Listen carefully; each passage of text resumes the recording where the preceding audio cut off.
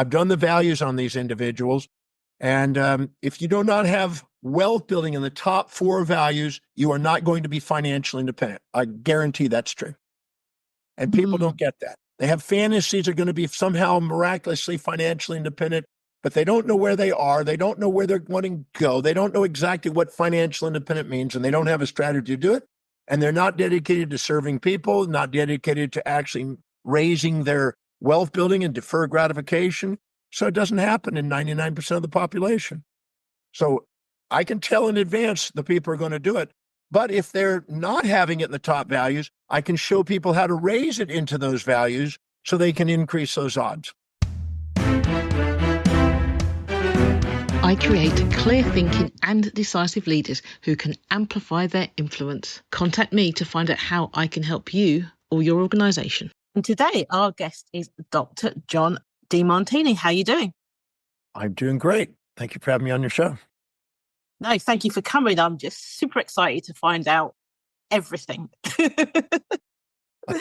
But the first thing I want to know is, what would you tell your 21-year-old self? You're on track. Stay with it. Keep fulfilling your mission. And be thankful on a daily basis for all the things you get to do. Keep going. Fantastic. That's really good. So, Dr. John, can you tell us a little bit more about you?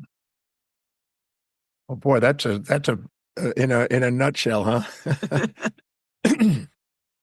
For the last 52 years of my life, I have been teaching, researching and writing and traveling. And that's pretty well all I'm good at. That's it. I'm useless everywhere else, but I've dedicated my life since I was 18. I'm 70 now. I dedicated my life at age 18 to teach, research, write, and travel the world. So I'm sitting on my ship here in coast of Mexico, and I'm traveling and I'm doing podcasts and doing live webinars and occasionally getting off and doing presentations and writing books. So that's what I do for the last 52 years. Sounds brilliant. Do you live on your boat now then? I've been living on my ship for 23 years. I'm also in hotels. I've had homes too, but I've gotten rid of all my homes, simplified, and just live on my ship and just travel, or I go to hotels now. Okay. So is that about freedom? Simplicity. Simplicity. I anything that requires external motivation, I delegate. Anything that I'm inspired to do, I dedicate. That's really simple. I love that. And how can you tell the difference? If I have to be reminded, motivated, or incentivized to do something, I delegate it. If I just can't wait to get up in the morning and do it, I dedicate it. I stick to the things that are my highest priority. You know, there's an old proverb that I'm making up right now that that if you fill your day with high priority actions that inspire you, it doesn't fill up with low priority distractions that don't. And so can you imagine if we ran organizations like that, how different it would be? If you hired people who are engaged in what they love doing, because nobody goes to work for the sake of a company, they go to work to fulfill what they value most. I have on my website a value determination process to look at what they objectively demonstrate valuable, not what they think is valuable, to help people who are in the hiring process to select people that are going to be engaged. So you can not have to micromanage and push people or motivate people, because that's a symptom, never a solution for people. And to help them engage in what they love doing so they can't wait to get up in the morning and do it. When they do, they excel at it, and then you're freed by hiring those people to do what you excel at. I guess that means that we really need to have jobs where the value quotient is high enough.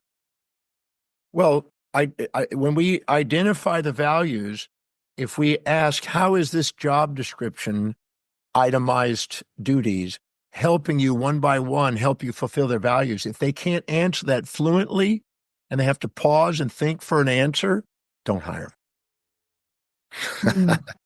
I do like that. I've been 46 years. I've been teaching values, and probably 43 of that I've been engaging people in work environments, corporations, etc. And I am certain that that is a science that is going to enhance productivity and creativity and innovation in a company to the degree of their engagement. And that is something that is, you can actually, it's scientific. You can sit there and identify what their values are, find out how congruent they are, find out what I can predict in advance before you hire them what their productivity levels are going to be based on the job description. That is extremely valuable. I think we mustn't forget, though, the organisation's role in that, because I think a lot of organisations actually obscure the value that they give, whether it's to the employee or to the client. Well, the thing is that many people have the illusion that a company has values. I've debunked that for 40-something years.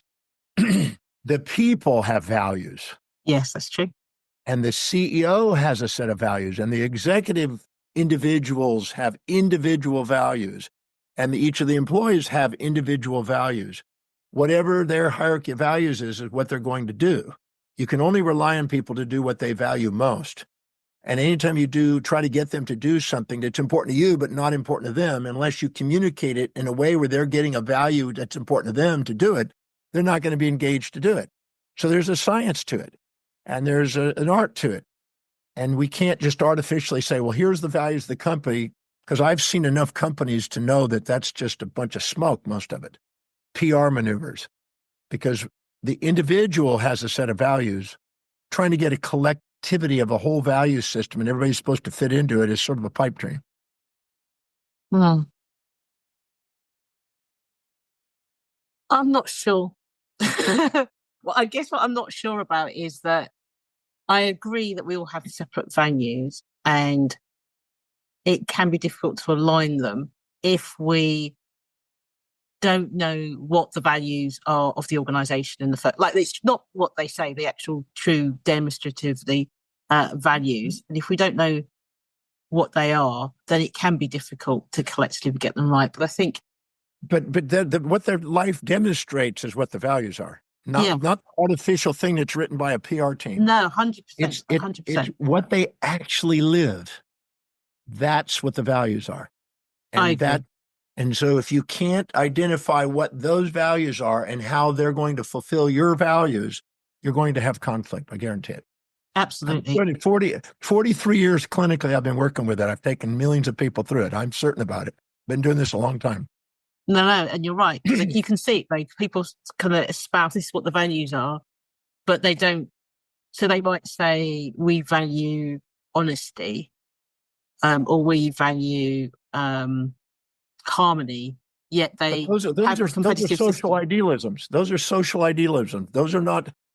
There's a distinction between social idealisms and moral hypocrisies and what an individual actually lives in their values. I'm not interested in the social idealisms because those are hypocrisies. I'm interested in what their life demonstrates. How do they feel their space? How do they spend their time? What is it that energizes them? What is it they spend their money on? What is it that they're most ordered and organized in? Where are they most disciplined, reliable, and focused?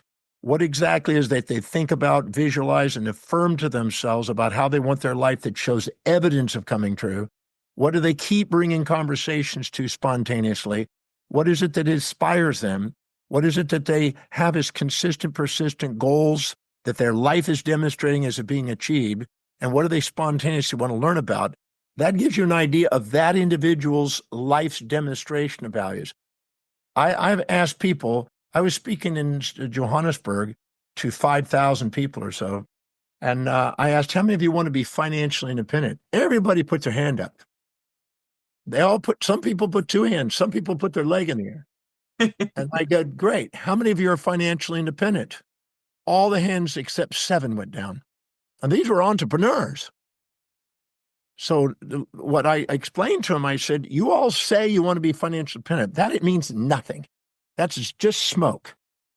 What your life demonstrates is what matters. And that's what I need to identify if you want to get somewhere in life. Living by subordination to idealisms and fantasies and other people you envy is not where it's at. but learning about what you're really committed to. And I showed them and demonstrated them. I gave them 10 million US dollars on a pallet.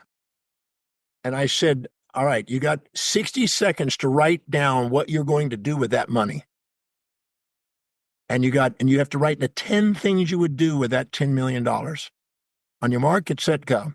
60 cents, as fast as they can write, they got 10 things they can do with that money. I said, stop at the end of 60 seconds. And then I said, now, turn it to the person to the left of you and calculate how much money of that $10 million is now still an asset. 20 to 80% of that money was spent on consumables that depreciated in value within 60 seconds. I bought that car, I bought that house, I bought that trip, I bought those clothes. Their highest value was not financial independence. Their value was consumables to make them look like they're rich and famous, and they want immediate gratification instead of deferred gratification. So what people say they want and what they live. I've been doing value determinations on millions of people for 43 years. What they say they want and what they live are not the same. And so corporations have a bunch of cliches and a bunch of ideals, and they have a nice list of values. What they live is all that matters. And how people perceive those and how they can feel that by living those is helping them fill their own. That's where the power is in engagement. We can massively impact engagement if we get clear about what those are and then make links in the brain between those neuroplastically. When you do, then people are going to work because they love to, not because they have to, not because they're trying to fit into some social idealism. Totally agree. I certainly see that with the work I do around cultural alignment. So here's a question then. So how can somebody determine what their real values are?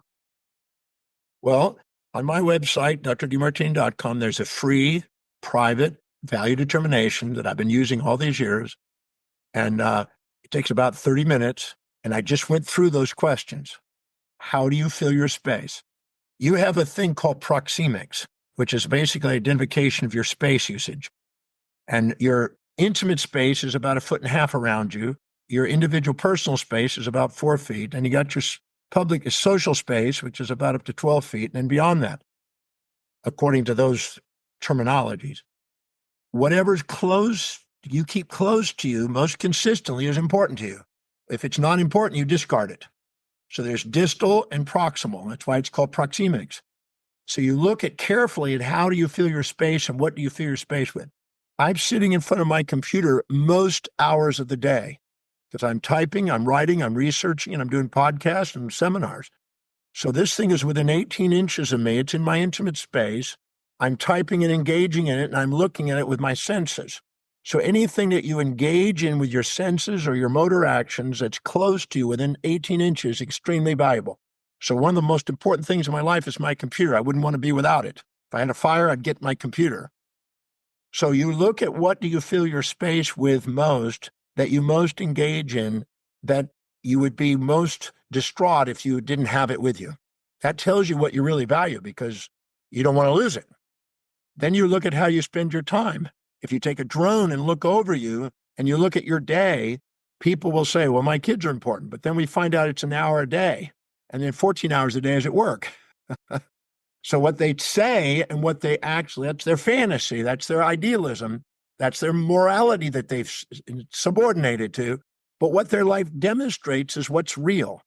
So I need to get objective in what they're actually doing to get a real idea of what's important to them. So how do they fill their space? How they spend their time.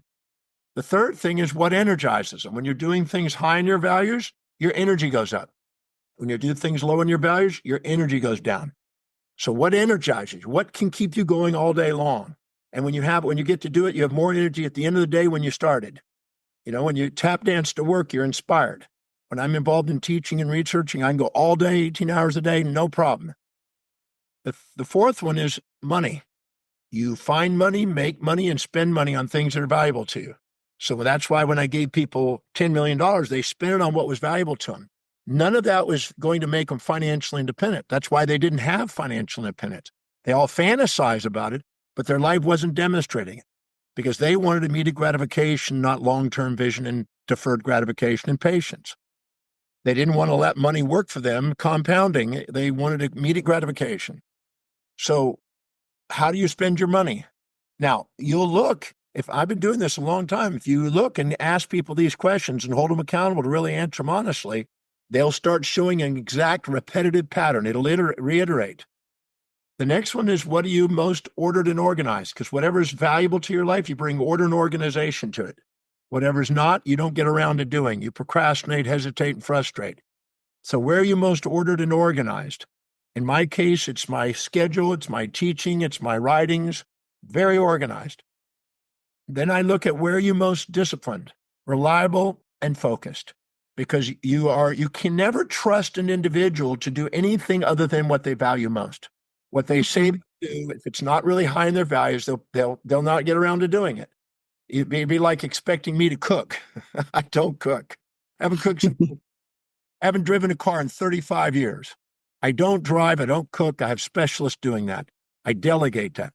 So what's high in my values? Teaching, researching, writing. You count on me to do that every single day, 7 days a week. So you're only reliable and you're only disciplined. You're only focused on what you really value most. And you tend to dodge things and avoid things and not have time for things lower on the value list. That's why you want to delegate that to people who have it high on their values. So things get done. The next one is, what are you thinking about? Your innermost dominant thought becomes your outermost tangible reality. And your innermost dominant thought is an expression of what you value most. And the moment you live congruently with that, the medial prefrontal cortex gets the blood supply, and automatically it activates a spontaneous action potentials in the brain to make sure you're thinking about what it is that really is important to you. So teaching is one of the highest priorities in my life. You never have to motivate me to do that. I do it every single day. 52 years. That's a pretty good track record. So you look at what it is that you are spontaneously inspired to take actions on and think about. That tells you it. Again, there'll be a pattern in this. It'll keep reiterating. All 13 of these questions will point to the same answers if you're honest. Then if you go carefully and look at what are you visualizing in your life? Again, when you're living authentically according to your highest value, you get a clear vision of what you want. And the medial prefrontal cortex is connected to the V5, V6 areas of the occipital cortex and lights up association areas, and you see what you want to create. And these are the old saying, those with a vision flourish, those without a vision perish. So people that with clarity of vision are leaders. They automatically are congruent. They have integrity. Those are the people that if you give something done according to what they value most, you can rely on them to excel at it. They'll be innovative, they'll be creative, they'll be engaged, they'll be focused, they'll be inspired to get things done. Anybody that's living congruently wakes up natural born leadership. The next one is, what do they say to themselves? Their internal dialogue is either affirmative when they're congruent or is automatically self-depreciative when they're going away from it. So you're designed to have self-depreciative thoughts when you're getting away from what's really valuable to you. It's kicking you back into what is valuable to be authentic. Every symptom in our body and our life is trying to guide us to authenticity, where we have sustainable, fair exchange with people and real fairness. And then the next one is, what do you converse with others? If you talk to people, they'll always bring the conversation over to what's important to them. If they come up to you and say, how's your kids? Obviously, children are important. How's your golf game? I just had a meeting with one of the top golfers in the world the other day, and that we didn't go 5 minutes without a golf conversation. It's golf, because that's what he does. He's a Hall of Famer golfer, and that's his love is golf. So if you look carefully, people will bring the conversation to what is most important. They'll keep navigating, and if you get away from it, they'll get either tired or want to leave if they're not engaged. But they get engaged when it's their topic. The next one is, what inspires you? What brings tears of inspiration? A moment of authenticity to your life, and where you just feel that you know that this is on track. And then you look at what is the most consistent and persistent goals that you have that you are bringing to reality, that you are working on it, you're metricing it, you're making progress on it, and you're aware of it. And the last one is, what do you love studying about, reading about, learning about most? What do you spontaneously want to feed your mind? What topic, content, information? If you're a business person, you're probably going to go to the business section in the library. You're going to go on the business section online. You're going to be probably mentoring under business leaders. You're going to be watching what businesses are doing. You want to feed your mind the thing that's most important to you. If you answer these 13 questions with 3 answers each, you'll get 39 answers, and you find out which answer shows up most frequent, second most frequent down the line. And that's what your life is demonstrating you value. If you ask people, and I've done it, millions of people, if you ask them what their values are, and we go through this process, what they actually are versus what they manage them to be are not always the same. In fact, most of the time they're not.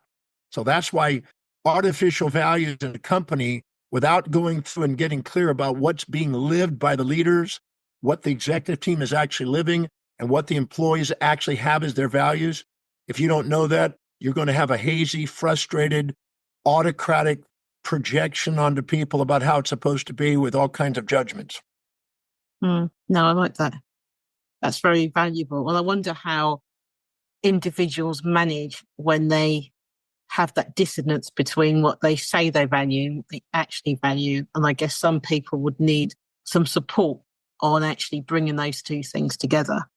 Yeah, they do. They need some assistance on knowing themselves, being them. Yeah, I understand.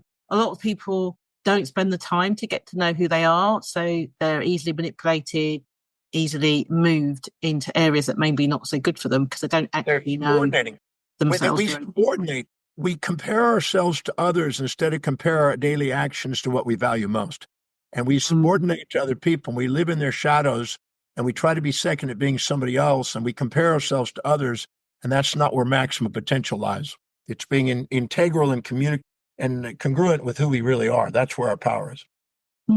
Let's listen to a quick advert. As a leader, you know that having a strong level of influence is essential to achieving your goals.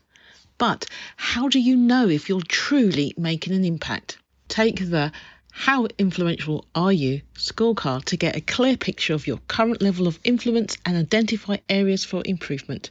With personalised recommendations and valuable strategies, you'll be able to amplify your influence and make a real difference as a leader. Don't miss this opportunity to improve your leadership skills. Take the scorecard now at amplifyyourinfluence.scoreapp.com. Welcome back to the Maverick Paradox. This is the podcast for the pathologically curious. Talking about powers, I know one of the things that you talk a lot about is about manifesting things. And how does somebody manifest their desires or their destiny, for example? It's interesting. I just sent an article off yesterday to Jet Set magazine on that very topic. So that's perfect timing.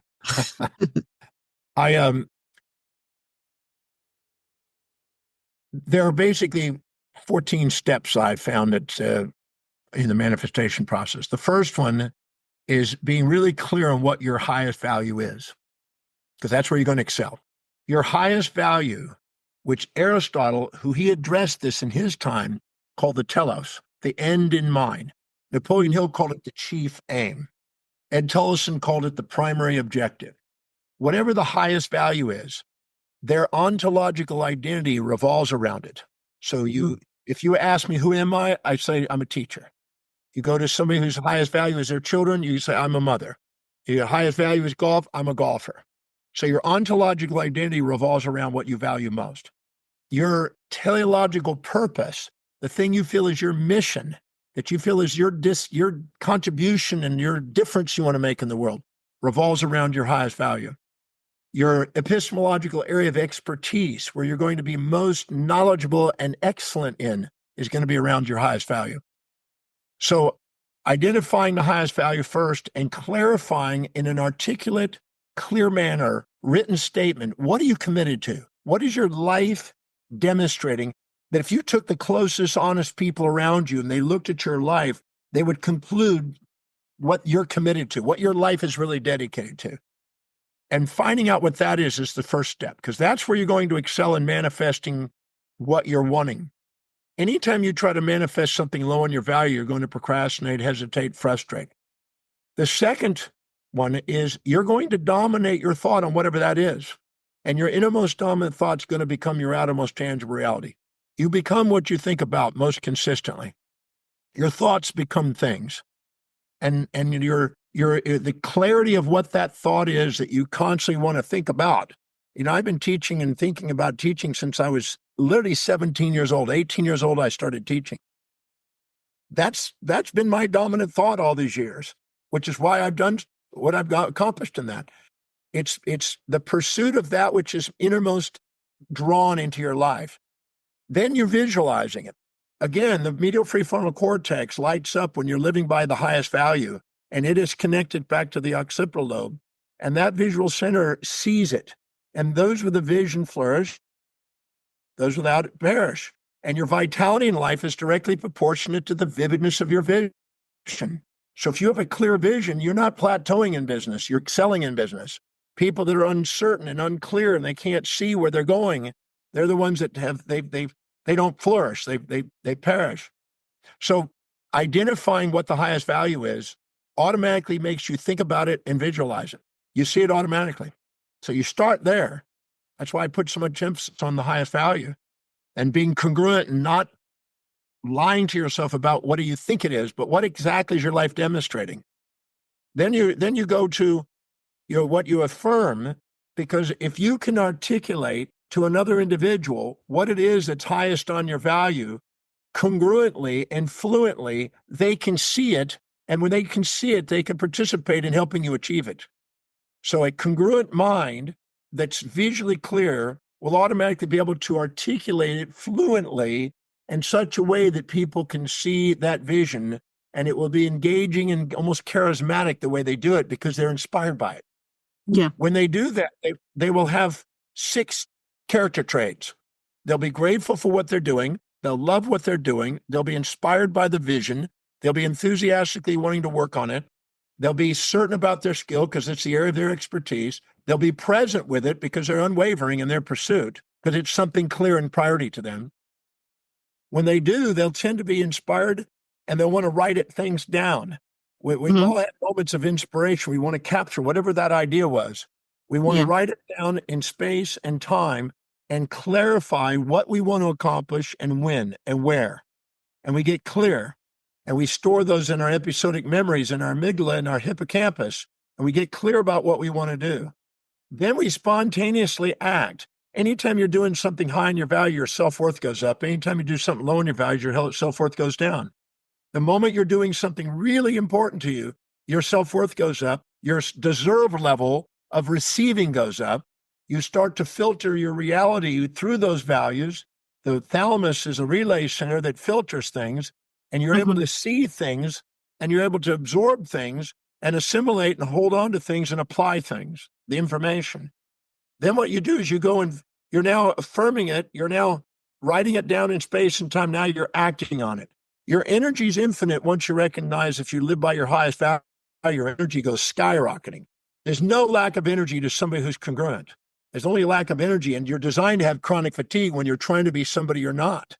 But the moment you're clear and you're prioritized, you're on fire with enthusiasm, if you will, your energy goes up, and you see all the resources, and your self-worth goes up, and you feel gratitude for the opportunity to each day make progress towards your actions. And people in that state don't see success and failure. They see feedback, because success can actually distract you and make you do low priority things, and failure can make you go back to high priority things. One can depurpose, one can repurpose. But if you're a person on a mission and you're focused on the center, you use both of those as feedbacks to get you where you want to go. And you're automatically going to manifest things, or a woman, I call it womanifest things. You're going to end up having a manifestation of what you're doing, because you automatically are now living congruently according to what you value most. I love that. I love the fact that it's centered on values, because that makes a lot of sense. If we're going to, there's less dissonance and more frequency, I guess, if you're sticking with the things that you are congruent with. How does that work with The Secret? Oh, the movie The Secret? I was filmed in that movie a long time ago, in 2006. Yeah, it's a long time. What's interesting, Rhonda, when she was doing the filming, I filmed for 7.5 hours to be in the movie for about a minute. And, wow. I got and at the end of it, Rhonda said, I'm trying to weave all this information together because she had 33 people she filmed. And the most significant secret behind the secret, left out of the secret, was congruency. Because Action, isn't it? you'll spontaneously take action if you're congruent. I don't need to be motivated. I tell people in my seminars, if you can find somebody that's had to motivate me to teach, research, and write in the last 52 years, you got free seminars. They can't find it because it's something you love doing. And, Peter Lynch, when he was in the 90s, when he wrote One Up on Wall Street, he said he did his technical and quantitative analysis on the stocks. And then he went and actually, when he selected a few of the stocks, he went and visited the actual headquarters of the companies that he was going to buy. And he says, I'm looking for certain things in the people. I go in and look at all the people working there. If they're grateful for their job, they're loving what they're doing, they're inspired by the vision, they're enthusiastically working, they're certain about their skill, and they're present while they work, I buy the company because I know it's going to appreciate and value. Because there's congruency and there's engagement. And because people are not going to work because they have to, because they're going to work because they love to go to work and do what they love doing. That makes sense. So I agree. What seemed to be missing from the movie The Secret was the fact that action had to be taken. How does your thought process work in terms of, I don't know, if you are trying to manifest something in particular, I don't know, like more money or so, can your system work with that? Or is your system mostly about sticking to the values and manifesting through that? Well, I ask people 7 questions. First of all, what is it you would absolutely love to do? How can you get handsomely and beautifully paid to do it? What are the highest priority actions you can do today and each day that will help you fulfill that? What obstacles might you run into? How do you solve them in advance? What worked? What didn't work today? How do you do it more effectively and efficiently tomorrow? And no matter what happened today, how did it move me one step closer to my objective? Then, if you don't have a value on wealth building, it's not going to happen. I've interviewed over 100 billionaires. I've interviewed people that are extreme poverty. I've seen the entire spectrum. I've done the values on these individuals. And if you do not have wealth building in the top 4 values, you are not going to be financially independent. I guarantee that's true. And people don't get that. They have fantasies they're going to be somehow miraculously financially independent, but they don't know where they are. They don't know where they're wanting to go. They don't know exactly what financial independent means, and they don't have a strategy to do it. And they're not dedicated to serving people, not dedicated to actually raising their wealth building and deferred gratification. So it doesn't happen in 99% of the population. So I can tell in advance the people are going to do it. But if they're not having it in the top values, I can show people how to raise it into those values so they can increase those odds. And I train people constantly on that. So you can change the value systems. I can change it by neuroplastically and using associations and operant Skinner conditioning to be able to go in there and put the action steps that are proven to help build wealth and raise it up on your values. So you now start seeing the behaviors that move in that direction. It doesn't matter where you come from. What matters is, are you going to apply the principles? Because the hierarchy of your values is going to dictate your financial destiny. You tell me what your values are, I'll tell you how you're going to spend your money. That makes sense. So what are the key things then? If somebody's sitting there listening or watching this and then they're going, oh, it's not one of my values, but I want to build wealth. What are the key things that they need to be doing then? The first thing we do is we find out what your values are and where does wealth building stand on the list of values, if it's on the list. I've sometimes have to put 3 answers, 4 answers, 5 answers to find out where wealth building is. Right. You'd be surprised how many people who do the value determination don't even have that on the list, but they have a fantasy it's somehow going to miraculously happen. So first we find out where it is. And there's a little step-by-step process to find out what is it, number 3, 4, 5, 10, 12, where is it on the list? Because the lower it is, the lower the probability you'll ever have financial independence. The higher it is, the higher the probability, because your mind is focused on it and you're organized towards it. And it's not what you just say, because everybody said, I want to be financially independent. It's what your life is demonstrating again. So first, identify where it is. The second then is to identify the proven action steps that we know people that have financial independence are doing. And I've been accumulating that for a long time. And we find out what those action steps are. And I'll give some samples. And then we stack up the advantages and benefits and positives of doing those action steps to them and link those action steps to their current highest values so they increase the probability of them taking those actions. That takes a few hours of new association, sometimes a day even. But you don't stop making new associations until you see a change in your behavior. When you do the change of behavior, it's done. It's not, you're not making the links. So it's a science. So I found that there were 6 things common to all the billionaires that I met. Number one is that they built a business that served ever greater numbers of people. They felt called by divine design or human sovereignty. They felt that they're on the planet to serve vast numbers of people, and they have a calling to go out and make a difference in the world in business. They want to build a business that serves great numbers of people. And I know I just worked with a lady that right now that feeds 48 million children that are starving. She's developed a system. She's manufactured it. She's doing it and saving lives. She's on a mission to do that. And she's on her way to being a billionaire without a question. So that's number one. So if you don't have a calling and don't care about humanity enough to want to serve humanity, then you live in a fantasy that you're going to somehow become very financially well off. Because without service and having something that has a remunerable, sustainable, fair exchange with somebody, it's a delusion. So people have to have a commitment to making a difference, either within a company or starting a company, directly or indirectly, serving people. Because without that, why would you deserve to be having lots of money come to you? It requires giving something and serving people.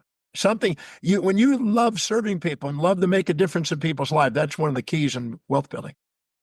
The second one is that they manage the business effectively and efficiently to maximize profits. They're working on the business to do the 20% of the 20% of the 20% to get down to the one thing that they're excellent at. And they're hiring people, they're engaged to do all the rest. And they're building a culture, not because of an artificial value system, but helping people, honor people by helping them get the right people on the bus to get the right people in there that are loving to do that job duty. So you're building a team of people that are committed to serving to lower the cost, to be able to provide the customer better prices, to actually get the higher quality people employed and make the system efficient. The third thing is that they save an ever-progressive portion of the profits. So the money is actually sitting in reserve, so they stabilize the business, and they're able to deploy that money effectively and efficiently when there's great opportunities that come. But they keep a reserve of cash. The Fortune 100 companies have at least 6 months, at least 4 to 6 months worth of cash sitting in reserve. They stabilize it. They're not trying to sit and gamble all the time. They're stable. They're conservative. They make sure they have cash reserves, because wherever there's cash reserves, more money comes to it. It flows to people that have stability. Money circulates through the economy from those who have the least value on it to those that have the most value on it. The next one is that they invest in ever greater degrees of leverage. They buy assets, and they buy quality companies or quality properties, quality assets that truly serve people, they're branded. They're not gambling. They're not, doing ridiculous speculation. They're buying quality companies that serve great numbers of people. Then they have the fifth one is that they have a desire to accumulate money long-term so it compounds. So they can take the eighth wonder of the world by Einstein, compound interest. Because compounding is a miracle when you get it in motion, particularly by the third and fourth and fifth generation or decade. And then they have a financial cause to leave a legacy. What's their financial philanthropic cause to drive them to want to continue to grow wealth? Not debauchery, not fancy lifestyles, but a cause that inspires, that makes a difference, that makes them fulfilled doing something that serves people. You put those 6 steps in place, the people are going to they're going to be on track for wealth building. Brilliant, thank you. I'm wondering though, what about those that you said that you've worked with people who are in poverty and maybe they work for somebody else and are not minded to create a business? How do they go around building wealth? Or do you suggest that they start working for themselves to do that? Well, if you work for other people, you pay the most taxes. If you work for yourself, you have tax deductions. If you invest, you have the least amount of tax. At least in America, if you invest, you can leave there and it can go capital gains that are deferred and never pay taxes except on dividends and turnover rate. So you don't have any taxation on it. And then because the government rewards people that are not making the government have to take care of them. So they're rewarding people that invest and manage their money wisely. So the sooner you invest, the higher the probability of lowering the tax, but yet at the same time contributing to productivity in society by investing in quality companies. So if you're working for somebody else, you're going to pay the most taxes. You're going to be told what to do. You have the least probable engagement unless you are really happen to have the link between what you're doing in your job and to what you really love doing. But usually if you're saving a portion of that, even if it's a small portion, piggy banks become biggie banks. You buy your way in to be able to start now having your own company. When you start having your own company, you have a higher probability of having more money leveraging towards investments. So people that work for other people, they work harder, they make little, they work by duty, not design. People that work for themselves have a balance of duty and design, and people that invest liberate themselves. And then I don't work because I have to, I work because I love to. The purpose of financial independence is not the great lifestyle. That's nice too. The purpose of that is to be able to do what you love because you love to, not because you have to. Okay, I like that. You know what? I'm interested to hear about your views on how you rebalance your perception. I thought that was quite curious. Well, every event, if you look at under central limit theorem says that nobody really knows the consequence of any event. We don't know. Nobody knows when 9/11 occurred, all the things that happened from that day on till today, nobody can possibly know all the different repercussions. But we know that the farther we go in time, the higher the probability there'll be advantages and disadvantages that'll come into balance. So the same thing, we have an event in our life we think is terrible. A day, a week, a month, a year, 5 years later, we look back and go, oh, I'm so thankful that happened now. Now I can see it saved my life. Why have the wisdom of the ages with the aging process? Why not have the wisdom of the ages right then by looking, what are the upsides to that so-called terrible thing? Because events are neutral until you with a subjective bias labels them bad or good by some injected moral hypocrisy that you've been indoctrinated by. What exactly is the benefit in that moment? I had a lady that her mother abandoned her. And so she was running this story and she just, playing the victim. And I said, so what was the benefit of your mom doing that? And who took on your mom's role? And she said, well, my aunt did, and my best friend's mom and other best friend's mom, and my teacher took on the role. What was the benefit of them doing it? Well, I learned different languages and I got an opportunity to go to school and I had a stable mom. My mom had bipolar condition and was unstable. So you now are comparing your current reality to a fantasy about how your mom should have been instead of honoring the way it is. So I basically asked her what were the benefits to it until she got into tears. And then she felt thankful for her mom. So for 39 years, she'd been running a story about her mom abandoning her. In literally 45 minutes to an hour, she was now thanking her mom for giving her an opportunity to have more than what her mom could provide. And she wanted to thank her mom. So it's not what happens to you, it's your perception, decisions, and actions around that. You can be victim of history or master of destiny. It's all about the questions you ask. Your questions make you conscious of things you were unconscious of. And if you're thinking something terrible is happening, you're unconscious of the upsides. Ask the right question. What are the upsides, and how do you use this experience as an opportunity to do something extraordinary with your life? It's amazing what happens if you ask different questions. Yeah, thank you for that. And I think that's the key, isn't it, for leadership? When you think about leadership, is you start off with leading yourself is probably the first person that you lead, or at least it should be. Well, that's the key, is exemplify it. Yeah, and it's that sort of pragmatic, objective approach, where you take away the emotion and you go, okay, what does this actually mean? And I think as well, it's like, for me, words are fairly neutral. It's just what you put on them. Yeah. And I found that out once, where I used to say, oh, that's irrelevant. And I literally just meant it's irrelevant. But what I found was people heard I'm irrelevant. So I don't always remember, but I've kind of learned to say that's not relevant. So not to trigger people who hear it as a judgment on themselves when I have no meaning of that, because it's just or not relevant to me. Yeah, it's like I'm like, that's not what I said. I just said it's not relevant. As like there's no judgment to it. It's neutral. But I realise now that certain words are not neutral to a vast number of people because it's become loaded in judgment and things in the past. Their amygdala, which is a survival nuclei in the brain, deep nuclei, assigns valency and emotional charge to things in a survival mode. And they're not truths, they're just interpretations. And so if we assume there's a negative without a positive, then it's going to create an avoidance response, a sympathetic response, a fight or flight response, a stress response. If we find the benefits to it that balance it out, because they're always there. I guarantee I've been doing this for years. You can find the benefits to anything that's happened in your life or things that you've been infatuated with, you think are all positive, and you're gullible and you're blinded, like you have new relationships. If you don't ask the drawbacks, you're blind. So you want to learn how to ask whatever side you're overlooking. When you're infatuated, you want to ask the downside. If you're resentful, you want to ask the upsides and bring them back into seeing both sides at the same time.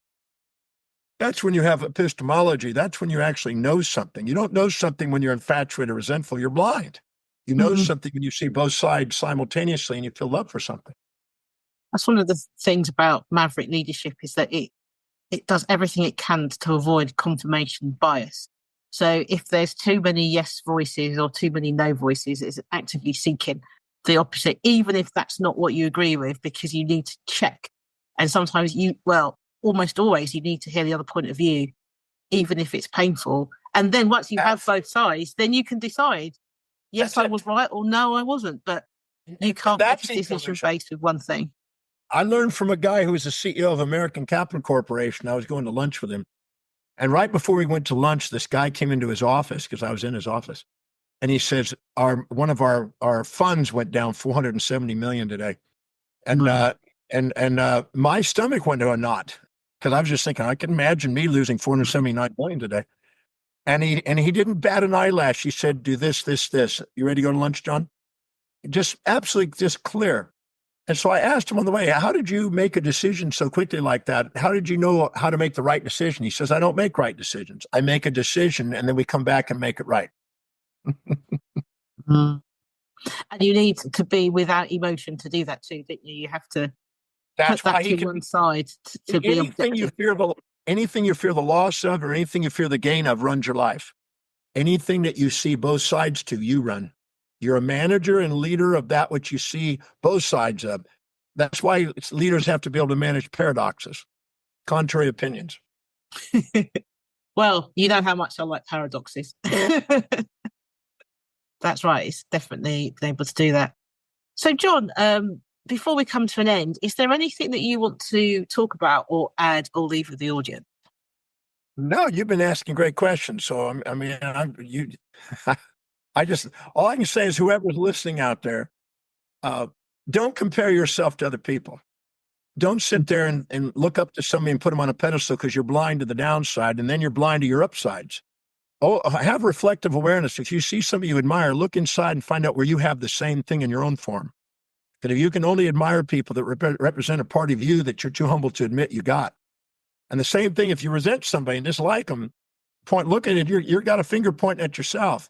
Because you're only resenting things on the outside that you're dissociated from, but you're feeling ashamed of, and they're reminding you of it. That's why you want to avoid them. Go and have reflective awareness and look carefully at where you have whatever you see in other people. Don't put them on pedestals or pits. Put them in your heart, and then you'll manage them instead of them distracting you. And then, because otherwise you compare yourself to them and minimize yourself, and that's inauthentic, or exaggerate yourself, and that's inauthentic. Be yourself. The magnificence of who you are is far greater than any fantasies you'll ever put on yourself. So don't be second at being somebody else. Be first at being you. That is super inspiring. So, Dr. John, thank you so much for coming on the show. Thank you for having me on your show. Appreciate it. You're welcome. Thank you for joining us on the show, and thank you out there for tuning in to the Maverick Paradox podcast. I'm Judith Germain, your host, and I hope you've enjoyed today's conversation. The Maverick Paradox Magazine. The Maverick Paradox Magazine is for the pathologically curious. Written by a swagger of socialized mavericks who are divergent thinkers, the magazine tackles the biggest issues affecting maverick leaders today. You might be a business owner or a leader within an organization who wants to have your thinking challenged, to be exposed to a diversity of thought, or to learn from diverse experts in their fields. If so, the Maverick Paradox magazine is for you. Join the swagger at themaverickparadox.com and engage in the conversation.